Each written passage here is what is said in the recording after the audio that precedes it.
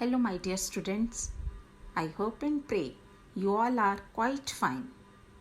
Well, students, today I am sharing the solutions of the back exercises from chapter 5, Mount Abu, from your Hindi literature book, Sunehri Dhoop. In case of any doubt, you may ask through your comments. Thank you. पाठ 5 mount Abu अभ्यास कार्य पृष्ठ संख्या 46।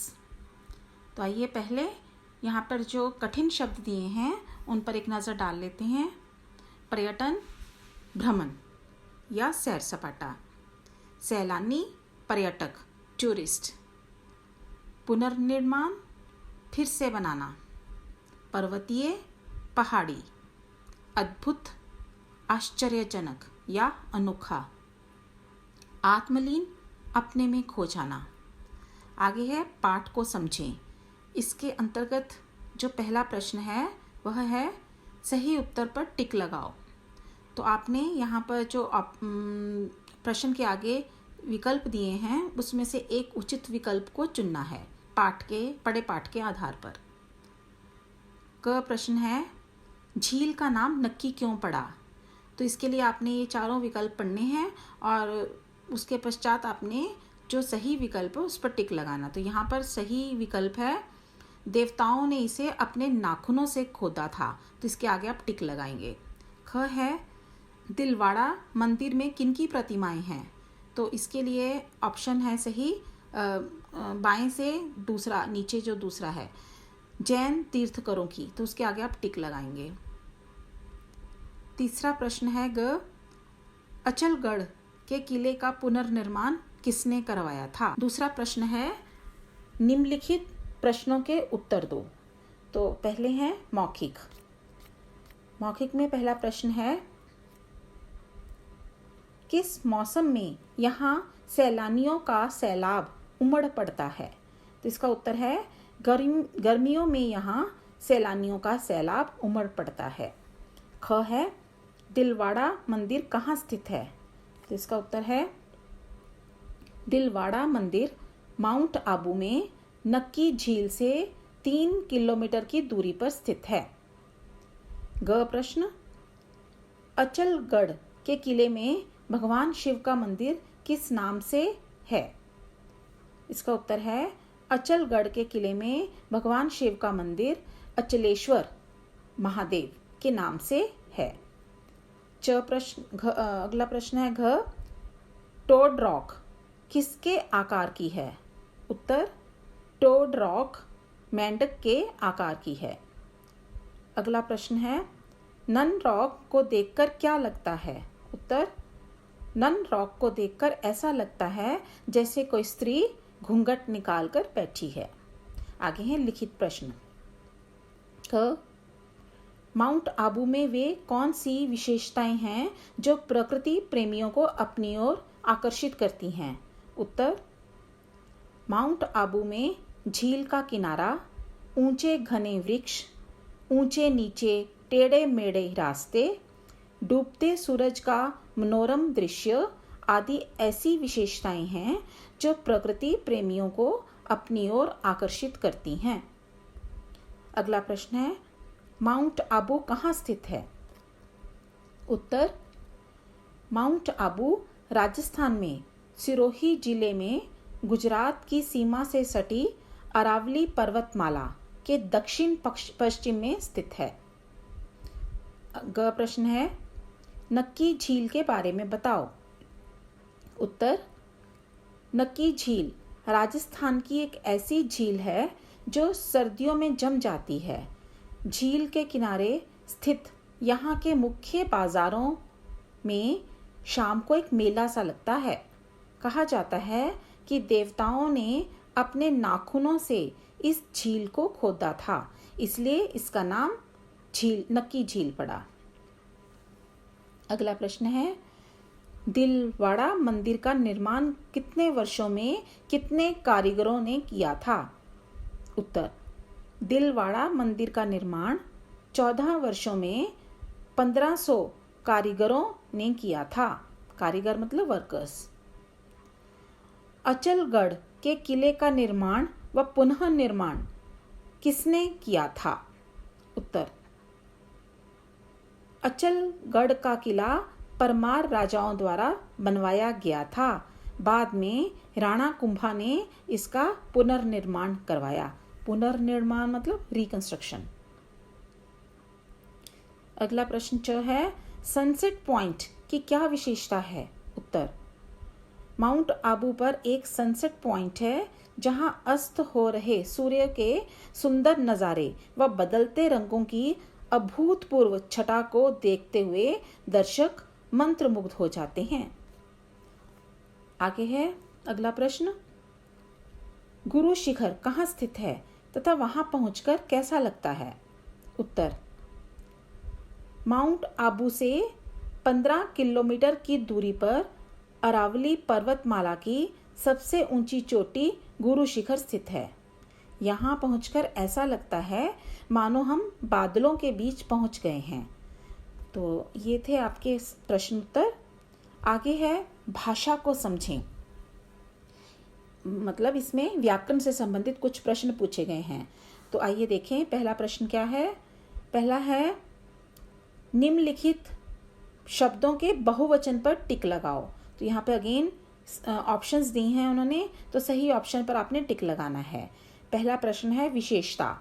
तो विशेषता का बहुवचन क्या है? विशेषताएं। तो इसका सही जो स्पेलिंग है इसका दूसरे वाला शब्द है उसके आगे आप टिक लगाएंगे, विशेषताएं, सेकंड वन। ख है श्रृंखला। तो श्रृंखला का बहुवचन क्या है? श्रृंखलाएं। ये अंतिम ऑप्शन जो है, लास्ट ऑप्शन, तो उसके आगे आप टिक लगाएंगे। ग है झील। झील का बहुवचन क्या है? झीलें। तो पहली ऑप्शन ही इसके लिए करेक्ट है, तो उस पर टिक लगाएं। अगला प्रश्न है चट्टान। तो चट्टान का बहुवचन होता है चट्टानें, तो इसके लिए सही ऑप्शन है सेकंड वन, तो उसके ऊपर आप टिक लगाएं। अंतिम शब्द है माला। तो माला का बहुवचन क्या है? मालाएं। तो इसके लिए जो लास्ट ऑप्शन है उस पर आप टिक लगाएंगे, थर्ड वन। अब है दूसरा प्रश्न, निम्नलिखित वाक्यों में से विशेषण और विशेष्य छांटकर लिखो।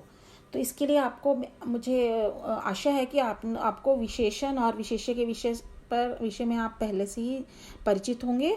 फिर भी मैं एक बार संक्षेप में बता देती हूँ। जैसे एक उदाहरण लेते हैं, अच्छा लड़का। तो इस अच्छा लड़का में किसकी विशेषता बताई जा रही है? लड़के की। वो कैसा है? अच्छा है। तो जो शब्द विशेषता बता रहा है उसको हम विशेषण कहते हैं, एडजेक्टिव इन इंग्लिश। और जिसकी बताई जा रही है, किसकी बताई जा रही है? यहाँ लड़के की। तो जो लड़का है वो, उसको हम विशेष्य कहेंगे, जिसको नाउन वर्ड कहते हैं। ठीक है। तो विशेषण प्रकरण में, विशेषण के चैप्टर में जो नाउन वर्ड है उसी को हम विशेष्य कहते हैं। ठीक है। तो आइए हम यहाँ पर कुछ जो उदाहरणें दी हैं उनमें से विशेषण और विशेष्य छांटते हैं। पहला है जो वाक्य, माउंट आबू एक पर्वतीय प्रदेश है। तो इस वाक्य में से आपने विशेषण विशेष्य शब्दों को छांट कर लिखना है। तो इस वाक्य में पर्वतीय प्रदेश को पहले आप अंडरलाइन कर सकते हैं और उसके बाद इनको अलग अलग करके लिखना है। विशेषण के नीचे क्या आएगा? पर्वतीय। और प्रदेश शब्द किसके नीचे आएगा? विशेष्य के नीचे, क्योंकि यहाँ पे प्रदेश की विशेषता बताई जा रही है, वो कैसा है? पर्वतीय, हिली प्लेस। ठीक है। तो विशेष्य क्या हुआ? जिसकी विशेषता बताई जा रही है। यहाँ पे प्रदेश जो है विशेष्य हुआ और इसकी विशेषता क्या बताई जा रही है? कि वह पर्वतीय है। अगला ख प्रश्न है, यहाँ घूमने के लिए अनगिनत स्थल हैं। तो अनगिनत स्थल, इसको आप रेखांकित करके इसको अलग से आप लिखेंगे। तो स्थल मतलब प्लेसेस। तो अनगिनत मतलब अनकाउंटेबल, बहुत ज़्यादा। तो अनगिनत क्या है? स्थल हैं। और अनगिनत किसके नीचे आएगा? विशेषण के नीचे।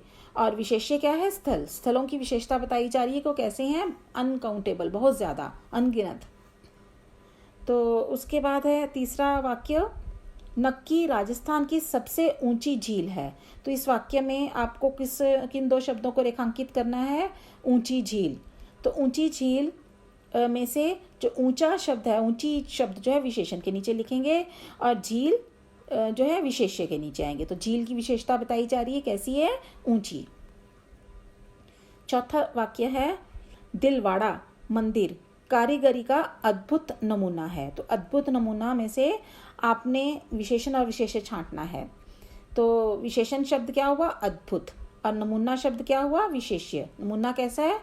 अद्भुत। ठीक है, मतलब स्ट्रेंज एग्जाम्पल। आगे है, यह एक कलात्मक मंदिर है। तो कलात्मक मंदिर को अंडरलाइन करें और उसके बाद इनको छांट कर यहाँ पे लिखना है। कलात्मक जो है विशेषण के नीचे आएगा और मंदिर क्या है? विशेष्य। मंदिर की विशेषता बताई जा रही है, कैसा है? कलात्मक। ठीक है, अब अगला प्रश्न देखिए, तीसरा प्रश्न। यहाँ पर सर्वनाम की परिभाषा दी गई है। तो सर्वनाम आप उससे भी आप परिचित होंगे। सर्वनाम मीन्स प्रोनाउन इन इंग्लिश। तो ये क्या होते हैं? जो शब्द संज्ञा के स्थान पर प्रयुक्त किए जाते हैं। यहाँ पर जो लिखा है उसको पढ़ते हैं। जो शब्द संज्ञा के स्थान पर प्रयोग किए जाते हैं उन्हें सर्वनाम कहते हैं। तो इनकी एग्जाम्पल्स क्या हैं? जैसे मैं, तुम, वह, यह सब जो शब्द हैं नाउन के प्लेस पर आते हैं, संज्ञा के स्थान पर आते हैं, उनको हम सर्वनाम कहते हैं, प्रोनाउंस। ठीक है, तो यहाँ पर एग्जाम्पल क्या दी है? माउंट आबू एक पर्यटन स्थल है। तो किसकी बात हो रही है? माउंट आबू प्लेस की। ठीक है, यह राजस्थान का एकमात्र पर्वतीय प्रदेश है। तो यहाँ पर यह को जो रंगीन शब्द है यह किसके स्थान पर आया है? माउंट आबू के स्थान पर। तो यहाँ पे दूसरी बार फिर से माउंट आबू लिखने के स्थान पर उन्होंने यह शब्द का प्रयोग किया है। तो बार बार जब हम नाउन वर्ड्स की रेपिटेशन करते हैं, उसको बार बार उनकी पुनरावृत्ति करते हैं, तो हमें विषय कम समझ में आता है। वो नाम ही हमें बार बार सुनाई देता रहता है, Mount Abu, Mount Abu, Mount Abu, हर वाक्य में यदि हम ऐसा करेंगे तो इसके लिए प्रोनाउंस या सर्वनामों का प्रयोग किया जाता है। एक बार सिर्फ जिसकी हम बात कर रहे हैं उसके विषय में उसका नाम लिखकर बाद में उसकी जगह पर यह, इसका, इसको, ऐसे इन शब्दों का प्रयोग करते हैं, इनको हम सर्वनाम कहते हैं। तो उपर्युक्त वाक्यों में रंगीन शब्द संज्ञा के स्थान पर आया है, तो अतः यह सर्वनाम है। अब यहाँ पर आपको क्या करना है? निम्नलिखित वाक्यों में से सर्वनाम शब्द छांट कर लिखो। तो यहाँ पर कुछ वाक्य दिए हैं, उनमें से आपने जो सर्वनाम शब्द है उसको अलग करके लिखना है। यहाँ पर जो आगे खाली स्थान दिया है, तो क में क्या लिखा है? सनसेट पॉइंट से सूर्यास्त देखकर वे आत्मलीन हो गए। तो यहाँ पर सर्वनाम शब्द क्या है? वे। तो वे को आपने अलग से यहाँ पर खाली स्थान पर लिखना है। ख, उन्होंने 14 वर्षों तक काम किया। तो उन्होंने शब्द को रेखांकित कर सकते हैं इधर और इसको छांट कर आगे लिख सकते हैं उन्होंने। ग, यह एक मेंढक के आकार की चट्टान है। तो यह को आप सर्वनाम के रूप में अलग लिखेंगे यहाँ पर रिक्त स्थान में। घ है, कोई बाहर खड़ा है। तो यहाँ पर सर्वनाम शब्द क्या है? कोई। तो इसको आप छांट कर बाहर लिखिए, सामने लिख दी, इस वाक्य के सामने लिख दीजिए। अगला अंतिम जो वाक्य है, आप भी हमारे साथ माउंट आबू चलें। तो यहाँ पर आप और हमारे, ये दो शब्द जो हैं सर्वनाम शब्द हैं, तो आप दोनों को कॉमा लगाकर यहाँ पर लिख सकते हैं। अगला और अंतिम जो प्रश्न है इस अभ्यास कार्य का, उसमें क्या लिखा है?